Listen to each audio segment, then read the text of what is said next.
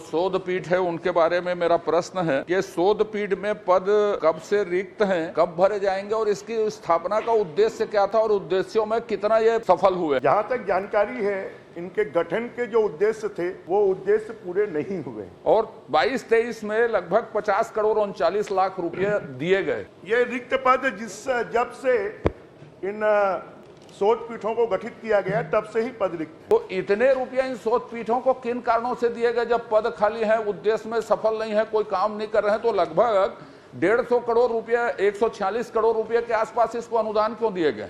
एक साल में महान विद्वान ने 3 किताब लिख दी, संसार में कोई नहीं लिखा है 3 किताब एक साल में।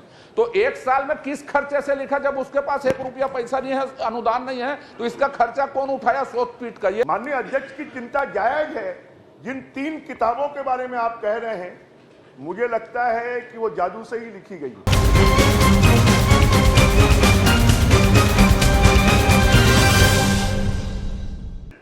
माननीय अध्यक्ष महोदय, मैंने प्रदेश के विश्वविद्यालय में संचालित जो शोध पीठ है उनके बारे में मेरा प्रश्न है। मैं माननीय मंत्री जी से जानना चाहूँगा कि शोध पीठ में पद कब से रिक्त हैं, कब भरे जाएंगे और इसकी स्थापना का उद्देश्य क्या था और उद्देश्यों में कितना ये सफल हुए?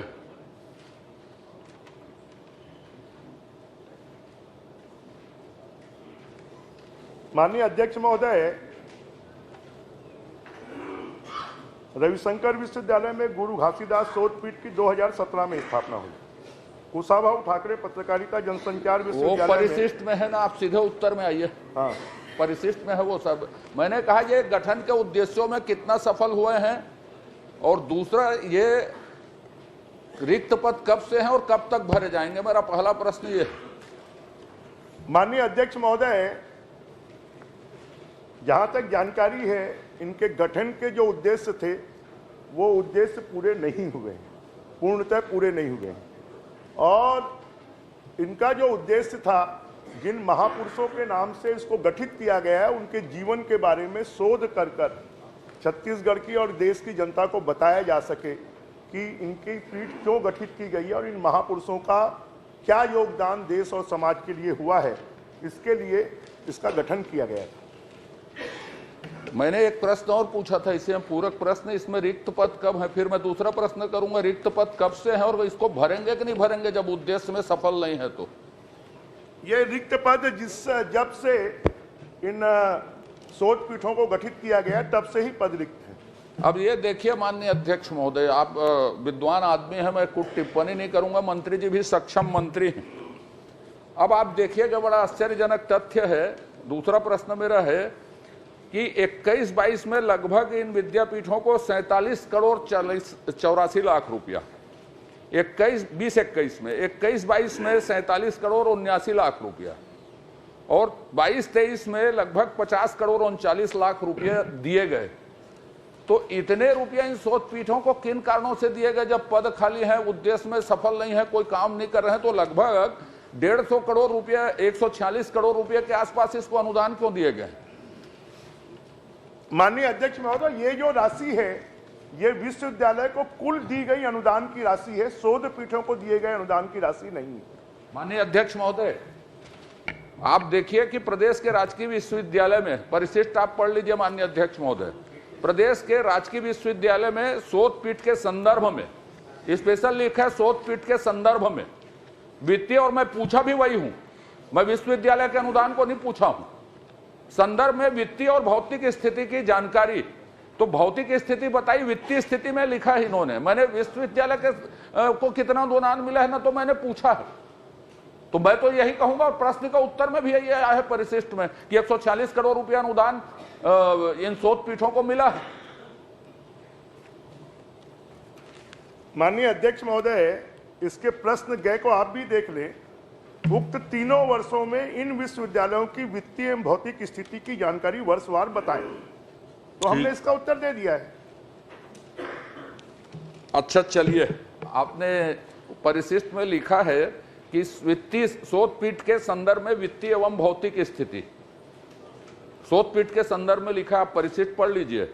अब इसके बाद जब ये कोई काम कर नहीं रहे हैं, कोई आदमी नहीं है, तो आपने जितना भी अनुदान एक मैंने शोध पीठों को अनुदान दिया है कि नहीं दिया है, ये स्पष्ट कर दीजिए। यदि ये विश्वविद्यालय का है तो शोध पीठों को अनुदान दिया नहीं है कि नहीं दिया? शोध पीठों को कोई अनुदान नहीं दिया गया।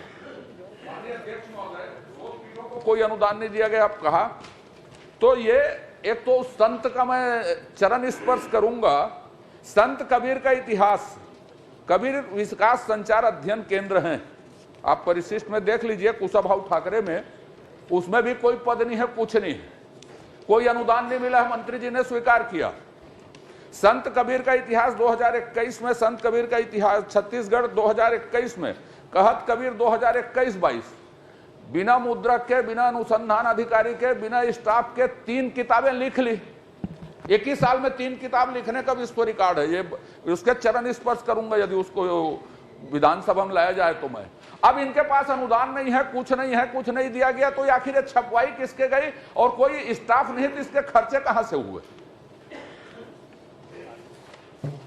माननीय अध्यक्ष महोदय, शासन के द्वारा इनकी छपाई के लिए किसी भी प्रकार का कोई अनुदान नहीं दिया गया है। नहीं माननीय अध्यक्ष महोदय, मैं शासन से तो पूछ नहीं रहा हूं, मैं तो शोध पीठ ने ये काम किया, आपने बताया है 3 किताब उन्होंने छपवाई है, उसके पास कोई अधिकारी कर्मचारी नहीं, कुछ नहीं। एक साल में महान विद्वान ने 3 किताब लिख दी, संसार में कोई नहीं लिखा है 3 किताब एक साल में। तो एक साल में किस खर्चे से लिखा? जब उसके पास 1 रुपया पैसा नहीं है, अनुदान नहीं है, तो इसका खर्चा कौन उठाया शोध पीठ का? ये पूछ जानना चाह रहा हूं। शासन ने दिया या नहीं दिया ये मेरा विषय नहीं है। विश्वविद्यालय ने दिया कि अपने जेब खर्च से किया, कि चंदा लेके किया, कि किसी एनजीओ ने अनुदान दिया, कि यूजीसी ने इसके लिए प्रोजेक्ट स्वीकृत किया? क्या कोई तो होगा, कुछ भी जादू से तो नहीं होगा ये। इस बारे में शासन के पास में किसी भी प्रकार का कोई रिकॉर्ड नहीं है। जिस विद्वान के बारे में बात कर रहे हैं, उन्हीं विद्वान ने अपने खर्चे से कहीं से पैसे मांगकर किस प्रकार से किया, इसके बारे में शासन को कोई जानकारी नहीं। माननीय अध्यक्ष महोदय, ये उत्तर सही नहीं है। माननीय अध्यक्ष महोदय, जब ये प्रश्न के उत्तर में आया, मैंने पूछा शोध पीठों ने क्या क्या काम किया, तो काम के उल्लेख में आपने 3 किताबों के, एक शोध पीठ का, कुशाभाऊ ठाकरे के एक शोध पीठ ने 3 किताब छापी है। तो छापी है तो कैसे छपी, क्या छपी, कहां से खर्च आया, किस तरह से आया, जिस जिस चीजों का मैंने उल्लेख किया, इसका उत्तर तो आना चाहिए माननीय अध्यक्ष महोदय। वो विद्वान ने किया हो, किसने किया हो, विद्वान ने भी किया हो, तो आपको जिम्मेदारी से यह बताना चाहिए कि विद्वान ने खर्च किया है इसका और इतना पैसा खर्च हुआ है, यह मुद्रक प्रकाशक ये है करके, जब उत्तर में आया है वो विषय। तो माननीय अध्यक्ष महोदय, माननीय सदस्य की चिंता जायज है, क्योंकि पिछले 5 सालों में शोध पीठों के लिए कोई अध्यक्ष नियुक्त नहीं किया गया, शोध पीठों ने कोई काम नहीं किया। मैं माननीय सदस्य को, विद्वान सदस्य को इस बात का विश्वास दिलाता हूं कि आने वाले समय पर सभी शोध पीठों का संचालन सुगम रूप से हो। ये हमारे छत्तीसगढ़ के ऐसे लोग हैं, साहित्यकार हैं, लेखक हैं, पत्रकार हैं, वरिष्ठ जन हैं, इनका सम्मान बढ़े और इसी के लिए इन शोध पीठों की स्थापना की गई है। आने वाले समय पर इन शोध पीठों का सुचारू संचालन किया जाएगा, इस बात की मैं जानकारी देता हूं। नहीं, पर इस घटना की जांच, ये तो अप्रत्याशित बात है, ठीक है आप करेंगे, मैं आपको साधुवाद देता हूं, लेकिन ये 3 किताब जो जादू छपी है, 1 साल में लिख दी गई, तो उसके बारे में तो आप जांच करवाइए, क्यों हुई है? भ्रष्टाचार ना हुआ हो, कुछ भी ना हुआ, पर आपने उत्तर दिया था, आपके संज्ञान में आनी चाहिए। आप बोलिए कि मैं इसको कम से कम पता लगा के ऐसी घटनाएं ना हो, या हुई है तो विधिवत रूप से हो, इसकी घोषणा कर दीजिए। आप प्रश्न भी कर रहे हो, जवाब भी दे रहे हो, दोनों विशेषज्ञ खड़े हैं। विशेषज्ञ नहीं है भाई साहब, इस सदन के आप तो सबसे मुखर बोलने वाले, प्रश्न करने वाले और सबसे अच्छा जवाब देने वाले दोनों खड़े हैं, दोनों का उत्तर सही आ रहा है। मगर मुझे लगता है कि प्रश्न का जवाब आपने दे दिया, बृजमोहन जी को जवाब देने की जरूरत समाप्त हो गई। नहीं है, मैंने जवाब नहीं दिया साहब, मैंने ये चलिए बृजमोहन जी बता दीजिए, उत्तर में आ गया है और इसका, चलिए बृजमोहन जी से सुन लीजिए। अब माननीय अध्यक्ष महोदय, गुरु घासीदास शोध पीठ पिछले 5 सालों में इसका अध्यक्ष नहीं बनाया गया।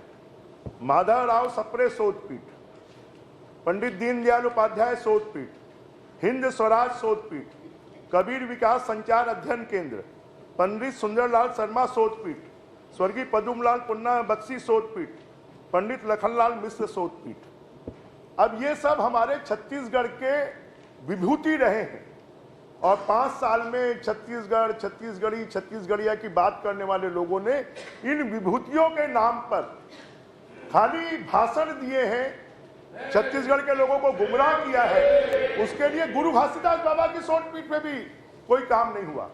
माननीय अध्यक्ष की चिंता जायज है।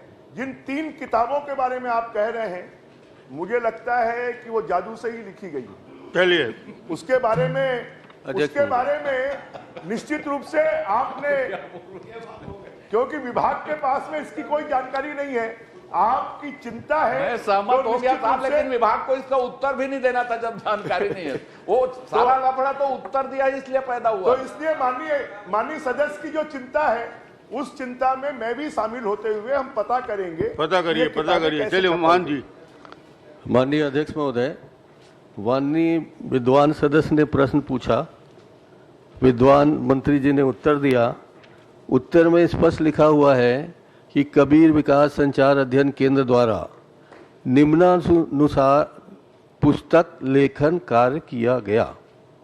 ये लेखन किया गया है कि इसे छाप भी दिया गया है, और जिस विद्वान व्यक्ति का नाम आप बार बार ले रहे हैं कि जादू से कर दिया, तो उस विद्वान व्यक्ति का भी नाम बता दीजिए। विद्वान प्रश्नकर्ता, विद्वान मंत्री, तो विद्वान लेखक का भी नाम बता दीजिए जिसने लिखा है। और ये छपा है कि नहीं छपा है? छपा है तो हम लोगों को बंटवा दीजिए, नहीं छपा है तो यहाँ क्यों आया, ये अपने विभाग से पूछ के बताइए। इसमें तो आया है ना उत्तर में।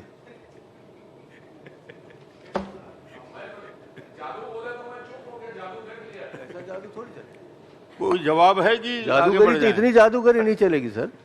चलिए जवाब जादू दिखाइए, 5 साल का जादू दिखाइए, 15 साल का जादू दिखाइए, मगर ऐसा हवा में लड्डू मत उछालिए। माननीय अध्यक्ष जी, माननीय नेताजी जवाब चाह रहे हैं, मैंने लगभग जवाब दे दिया है। और मैं सोचता हूं कि जो 3 किताबों के मामले में बात मुख्य रूप से चली है, उसके मामले में विभाग निश्चित रूप से पता करेगा कि वो कहां से कैसे उसकी छपाई हुई है, कैसे लेखन हुआ, विभाग पता करेगा। और विभाग पता कर निश्चित रूप से अगर आवश्यक होगा तो ये जानकारी माननीय सदस्य को उपलब्ध कराएगा। मोहन जी का कहना है कि यदि वो उपलब्ध हो जाए, कहीं मिल जाए, तो सदस्यों को बंटवा दिया जाए। इतना ही बात नहीं, विद्वान जिनने लिखा है उस विधायकों को बंटवा दिया जाए। नहीं सर, लिखा है, ठीक है, नाम क्या है? उनने खुद लिखा है, लिखा है। अजय, तो इनके अजय, उसका नाम बताना क्या है? अरे वो देख लीजिए, देख लीजिए। बैठ के प्रश्न मत करिए, बैठ के प्रश्न नहीं करेंगे। जब माननीय महंत जी प्रश्न कर रहे हैं तो आपस में बात नहीं करिए। मंत्री जी, आप भी बैठ के बात कर रहे अध्यक्ष हैं। महोदय, मंत्री जी माइक चालू है और माननीय सदस्य से वो सवाल पूछ रहे हैं बैठे बैठे। नहीं ठीक ही, ध्यान रखें। चलिए आप आखिरी प्रश्न करें। नहीं सर, मैं तो आखिरी, पहला ही प्रश्न आखिरी है, पूछ लीजिए। मैं पूछ रहा हूँ। लिखा है कि लेखन कार्य किया गया है, ये लिखा है। वही तो मैं बोला, किताब मिल जाए तो बंटवा देना। नहीं तो लिखा है कि छपा भी है। वो कबीर के अनुयायी हैं और उनको लग रहा है कि कबीर जी के नाम पर भी ऐसा घपला उनकी सरकार कर सकती है कि कबीर। मैं तो लिखा है, निश्चित रूप से उनकी चिंता में मैं भी शामिल हूं।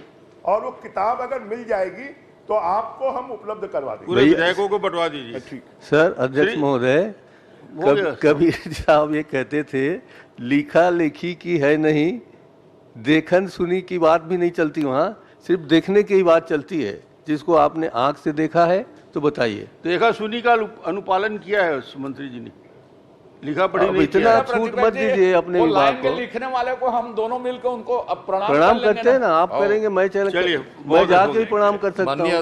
हो गया, धन्यवाद।